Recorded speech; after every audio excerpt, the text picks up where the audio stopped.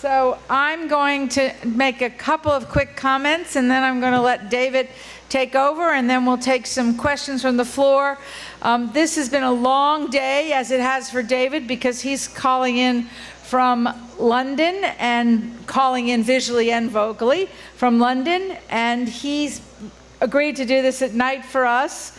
We have heard lots of interesting speakers, and I wanted to have you all to have the opportunity to have a conversation with Lord David Puttnam, who is currently the Chancellor of the Open University in the UK, has been a film producer, film director, filmmaker, and has thought about education. And I had the privilege of meeting David about 8 years ago when I was running the organization Curriki, which is the OER K-12 curriculum platform, and David and I talked about how education was going to change.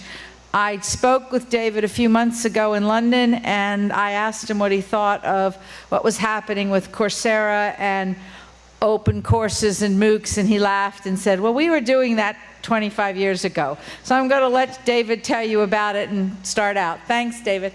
Thanks, Bobbi, very much indeed. It's really nice to be able to join you. It's been a beautiful day here in London. It's now 9 o'clock at night, but I'm not yet waning, and I hope not to put you to sleep the next few minutes. What I'd like to do, if I may, is kick off with a little film I made. This is actually cut down from a half-hour film that was made 66 years ago.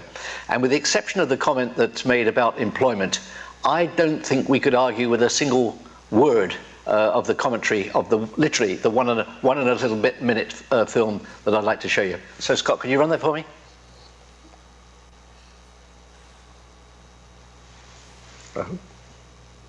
There we go.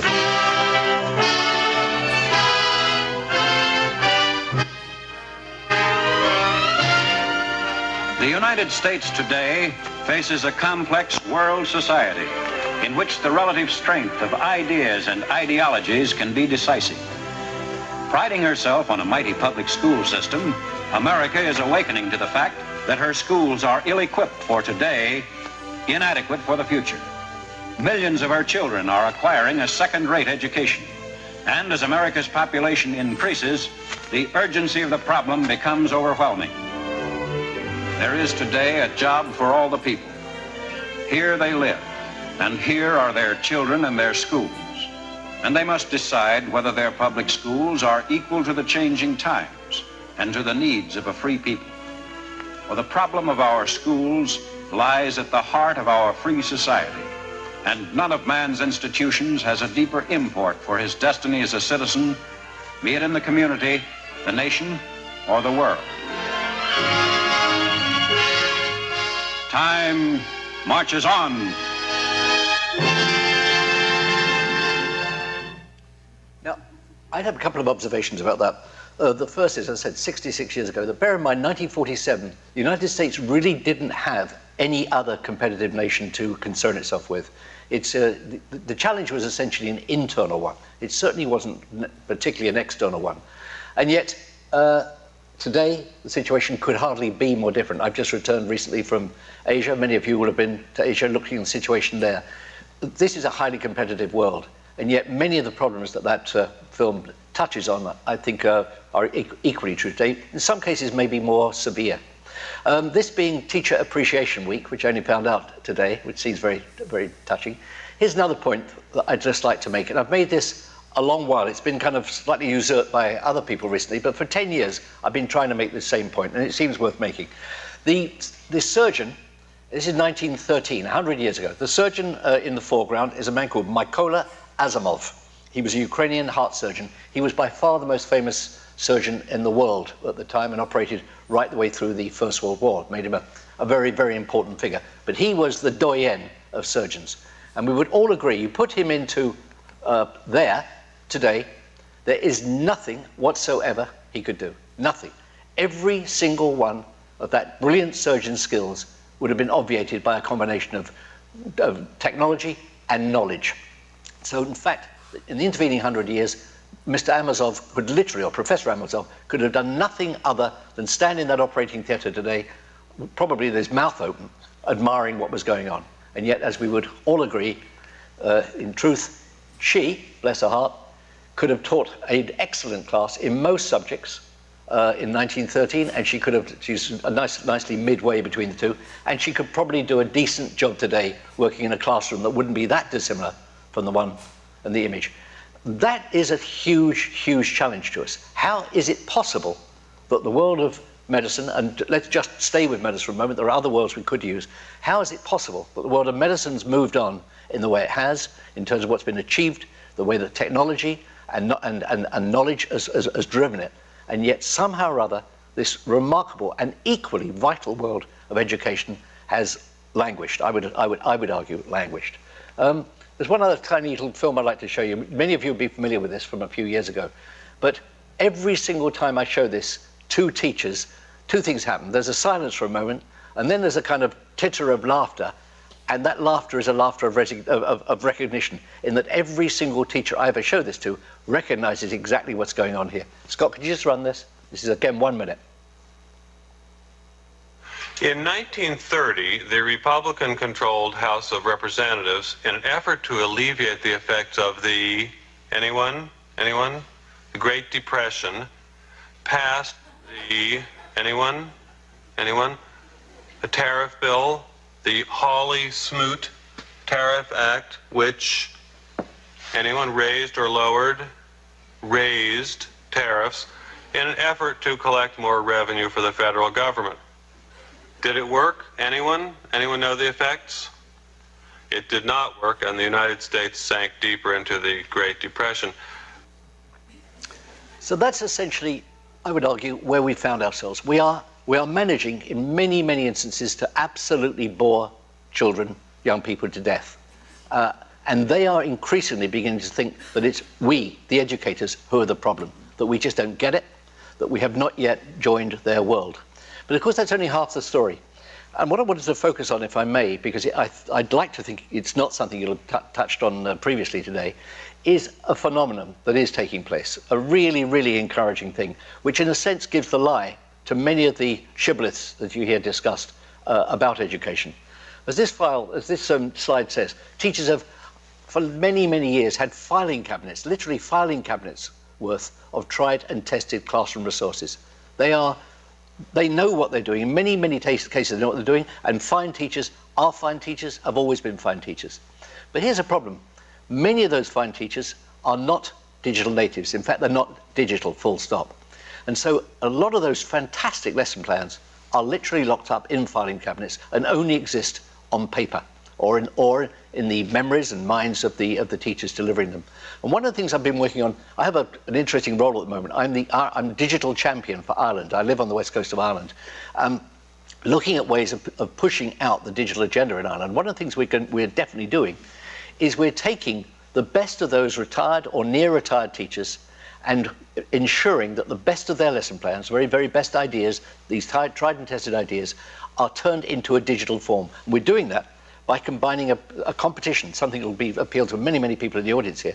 We're creating a competition with the National College of Art and Design in Dublin, and the young people in that college are charged with taking the best of these lesson plans and turning them into an exciting, vigorous digital form.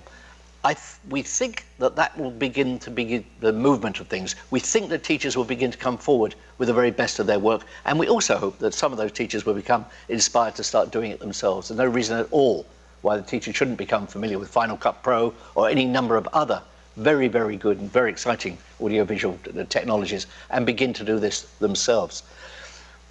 But this is only the tip of an iceberg, because then there's another group, which is the digital natives.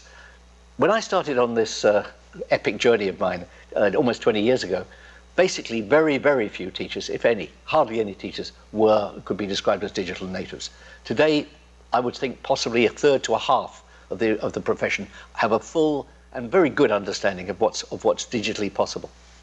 And that's beginning to drive a lot of behaviors. And here's the next slide I want to show you. Teachers love to share their lesson plans. This is just one site. I happen to be chairman, but it's a lovely job I have. I'm chairman of the Times Educational Supplement Advisory Board, and all these figures are derived from the TSL, a single site, TSL Direct. These numbers are phenomenal. 71% of these resources are teacher created. That's to say they've got nothing to do with any proprietary brand or company or anything else. These are being driven by teachers for teachers. And that, just look at that growth chart. 2006, 4,486 of them. This year, we will bust through 600,000. This is a quite phenomenal level of growth. I'm not sure how many of you, certainly I don't, see many charts with that type of curve to them. They all tended to end in about 2006. But this is happening right now. Now, I say teachers love to share. This is what they're sharing. Now look at what they're downloading. But basically, the lesson plans as they're put up go into a system. They come from the teaching community. They go to a subject lead. That lead then turns it round into a teaching panel who begins to assess the best of this material, and that goes back up.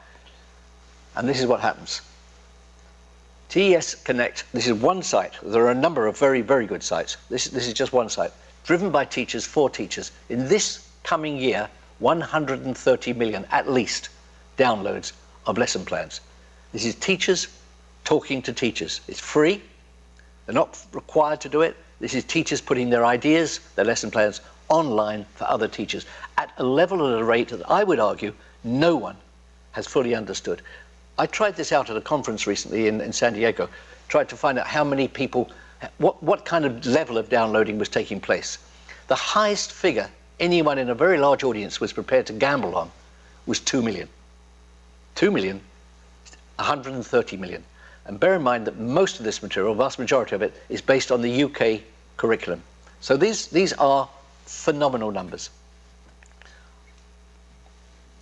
And where do they come from? Well, basically they're rapidly all over the world. We're creating lesson plans, or the system is managing to create lesson plans everywhere. Sorry, my clicker's not clicking. There we go. Just a small selection from the US. I'll make all of this available to Bobbi, and any of you who want to look at it at your leisure, more than welcome.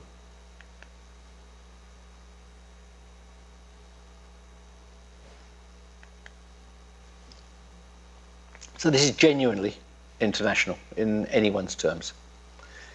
The other thing that I think probably we all need reminding of is the fact that the profession we're dealing in here is the largest profession in the world. There are 80 million teachers worldwide. And again, if you study this for a moment, you'll see exactly where people are registering and where the downloading is coming from. More than 84% of UK teachers, 84%, downloaded at least one resource in 2012. An average of 9,000 non-UK registrants a week. This is on the TSL platforms. Please look at the US chart in the middle at the bottom from launch. It's climbing, if anything, climbing the fastest of all of them. Now, here's the US exploded slightly. 7.5 million, we estimate, this year, 2013. But look how steep that climb is. It is moving at an extraordinary rate. And again, I want to emphasize, this is just one site. I'll show you one other site in a moment. Hopefully in the Q&A, you'll challenge my description of it being a phenomenon. For me, it is a phenomenon because it proves that teachers are very active. They want to improve their own work. They want to help other teachers to improve theirs. They are, in every single sense, a community. And the most interesting figure for me is the average year-on-year growth across the US. 335% growth this year in resources downloaded in the US. Here's another site, Promethean Planet. Again, much more US focused. Over 1 million downloads in October of last year, and 7.5 million in the year.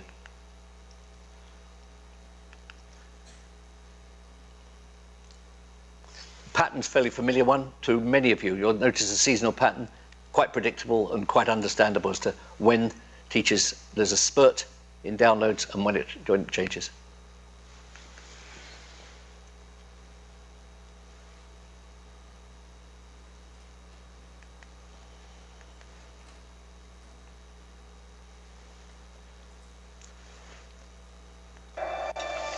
This is, I'll stop.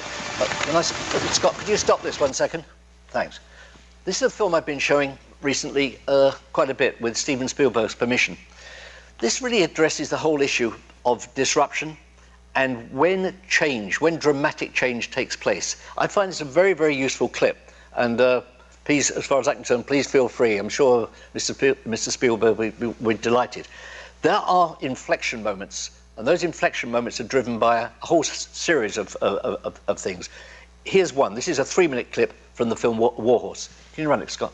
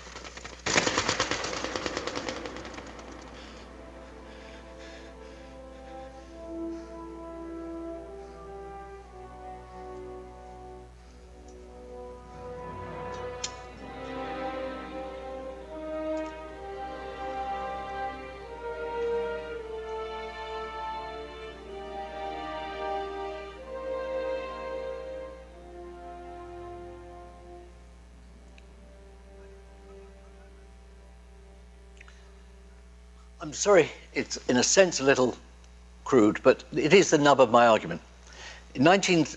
Hiram Maxim invented the machine gun in about 15 years before that. He couldn't sell it. In fact, he could barely give it away. It was regarded as unaffordable.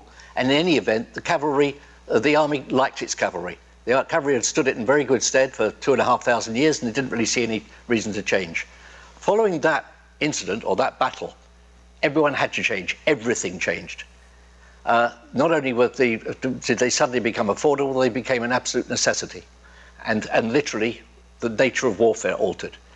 I sincerely believe, this takes me back to that very first film, I sincerely believe that that's the point we've reached in education. It is not a question of affordability. To use a crude phrase, it's actually a question of productivity. We have got to dramatically improve the productivity of education. We need to turn out smarter, brighter, more adaptable, more interested, and more engaged young people. Because if we don't, frankly, Western democracies are going to find themselves floundering 5, 10, 15, and 20 years from now. That is, I regard, an absolute necessity.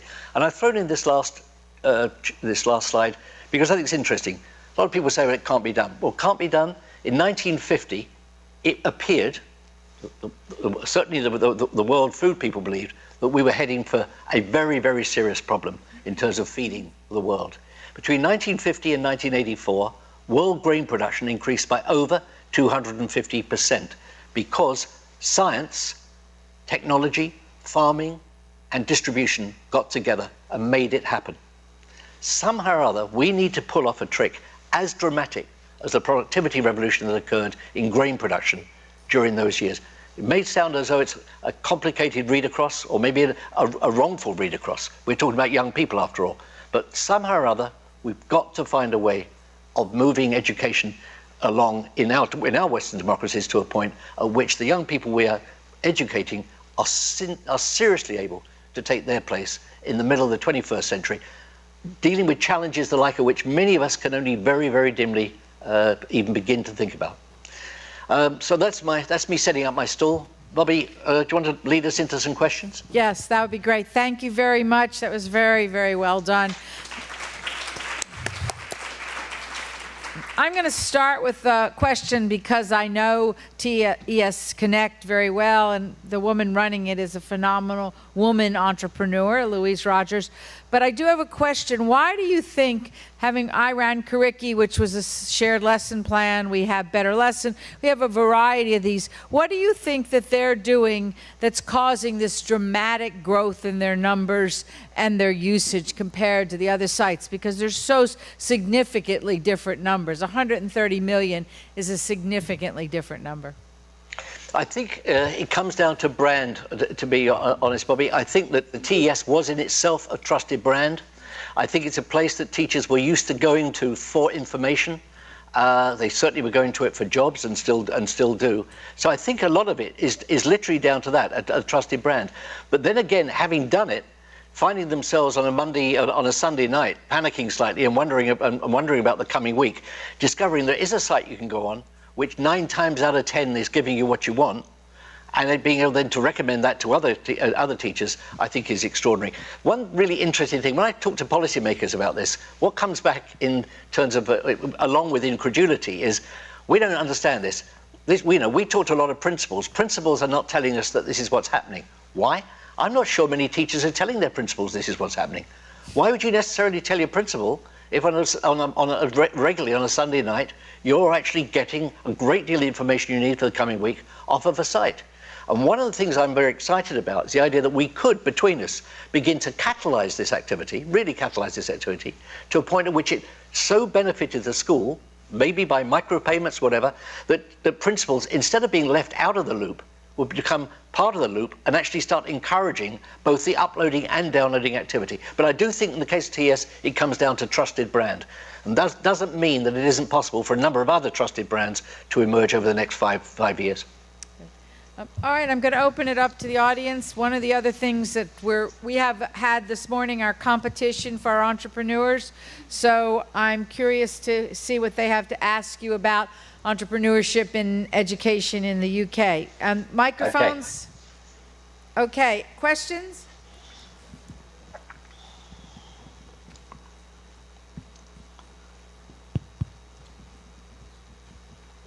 Hi, how you doing?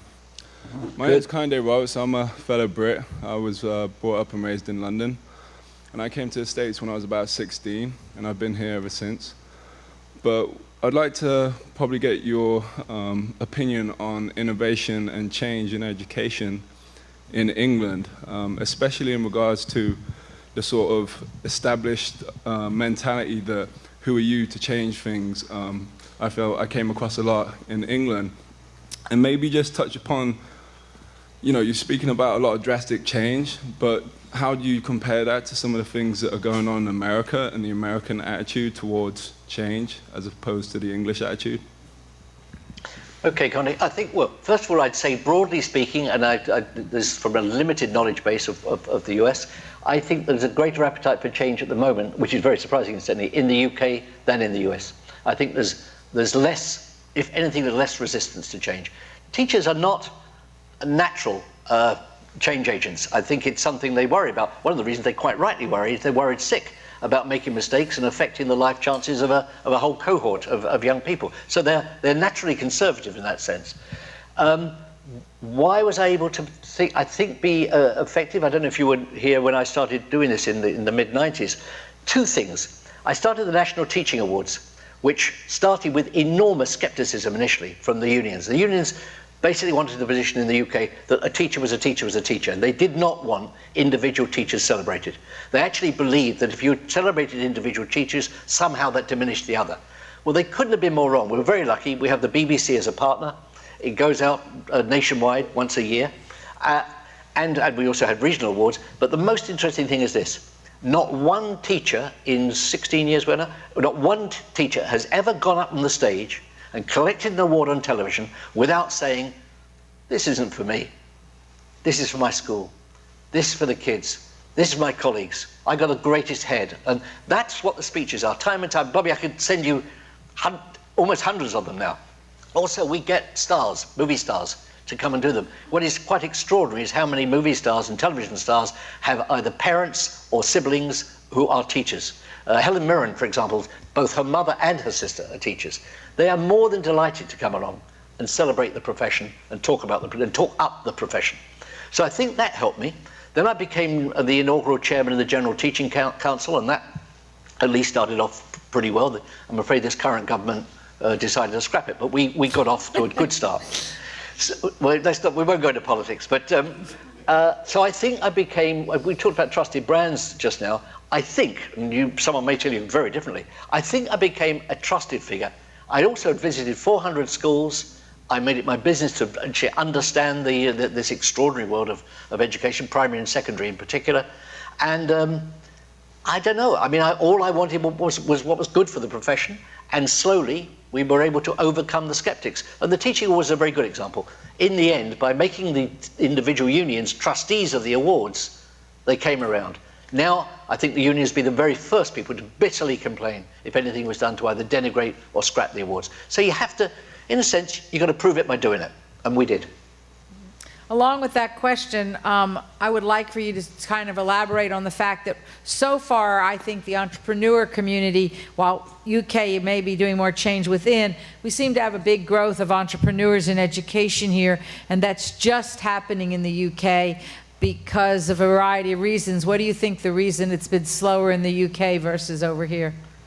I think we're more naturally edgy about the state role in education and the notion of it going private. Don't forget, we've had a private education sector forever. It has never budged. The needle's never budged. It's always been around 7%. It's gone as low as 6.5% and as high as 7.5%. But it's never moved out of that 6.5%, 7.5% area.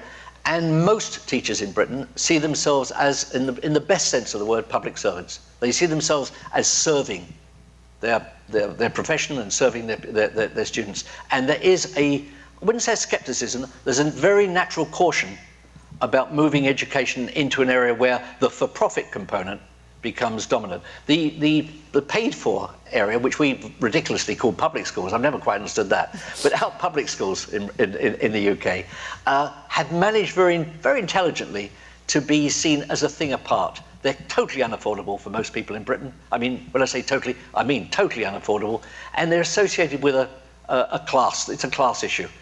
So we haven't ever developed a hybrid model. We've never developed a paid-for model which is accepted by the general populace as being the way to go, or maybe the right way to go.